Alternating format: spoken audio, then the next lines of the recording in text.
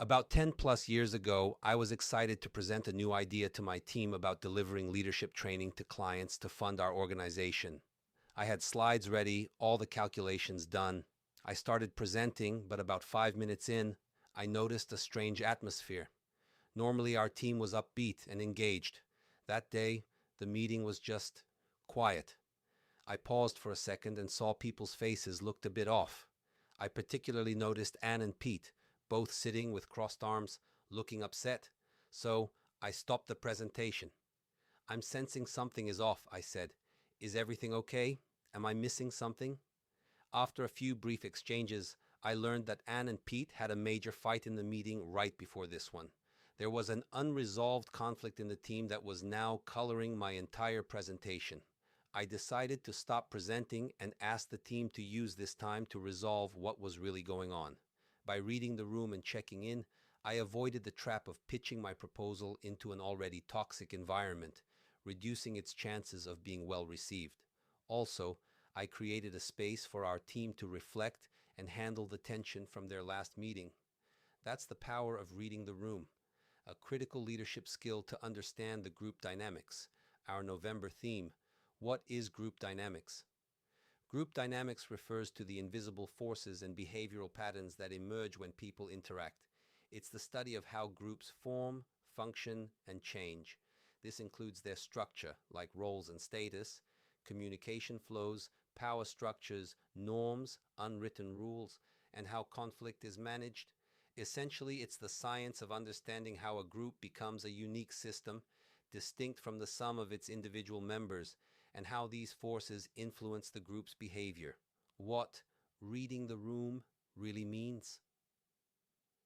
Reading the room is the practical skill of observing those group dynamics in real time. It means tracking the two conversations that are always happening: the explicit talk, the words, and the tacit one, reactions, body language, alliances. If you only listen to words, you're getting half the story. When you read the room, you are identifying the group's active patterns: who leads, who questions, what's okay to say, and whose opinion carries weight. It also means tracking the two streams of any interaction: the task stream, the work, decisions, content, and the relationship stream, trust, tension, belonging. Meetings derail when these relationship signals are ignored. Why is it important? Reading the room is a core leadership skill because it reveals the unspoken needs, power dynamics, and readiness of a group, letting you choose the right intervention at the right moment. It's a pattern recognition that is learned. It often happens unconditionally, but it can be deliberately mastered. 6 habits to start reading the room mentally. Step out of the conversation. Adopt the balcony perspective by mentally stepping back to observe the group. Detach from your own agenda and focus on the interactions and flow of the conversation. Adopt a curiosity mindset. Practice tip: set a silent timer on your watch or phone to go off midway through meetings. Use it as a reminder to pause and scan the room's dynamics. 2. Be present, focus fully on the moment and the people in the room. Listen to understand, not to prepare your next response. Being genuinely present helps you catch subtle cues and engage more meaningfully. Practice. Tip: before a meeting, take a few deep breaths and set the intention to listen deeply. Avoid distractions, such as glancing at your phone or mentally rehearsing what you'll say next. 3. Observe body language.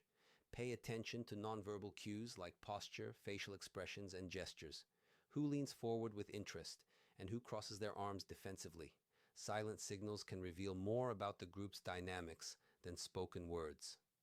Practice tip: during your next meeting, spend the first few minutes observing before speaking.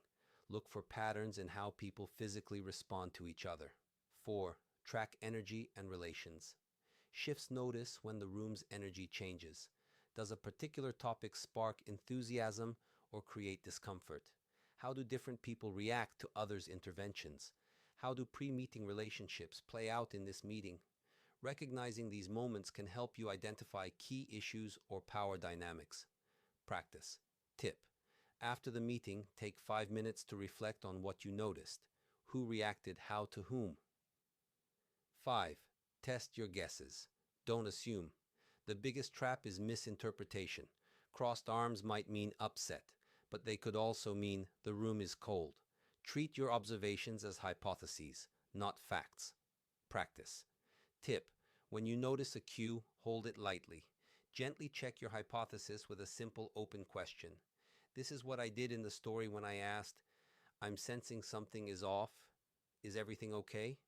You can do it in the meeting or even after the meeting with a colleague to check your observations and fine-tune your instincts. 6. Ask open-ended questions. Encourage others to share their perspectives to reveal hidden dynamics. Questions like, what's your take on this? Or, how do you think this is going so far? Can draw out quieter participants and uncover diverse viewpoints. Practice tip: commit to asking at least one open-ended question in your next meeting and listen carefully to the responses. Action item: reading the room will feel awkward at first. You're probably not used to doing it so explicitly. But the only way to improve is to be intentional about the skill you're developing. With time and practice, you'll read the room automatically and incorporate that insight seamlessly into your leadership. You've seen people who just know what to say and when. That can be you. Here's how to start. Pick your next meeting to practice. Yes, the very first one after reading this. Set a silent reminder on your watch or phone to go off 5 minutes into the meeting. Use it as a cue to step onto the balcony and observe what's happening in the room, people's body language, what's being said and not said, who's participating and who's silent, etc. 3. After the meeting, spend 5 to 10 minutes reflecting on what you noticed. 4. Keep practicing in your next meetings. When you start reading the room, you stop leading from assumption and start leading from awareness. You notice the energy before the agenda, the tension before the words, the opportunity before the moment slips away. That's where leadership really happens, not in the slides or the strategy, but in your presence. So this week, in your next meeting, pause for a second. Step onto the balcony. Listen for the conversation you can't hear. That's where your next breakthrough begins. Stay tuned as we keep exploring the group dynamics this month.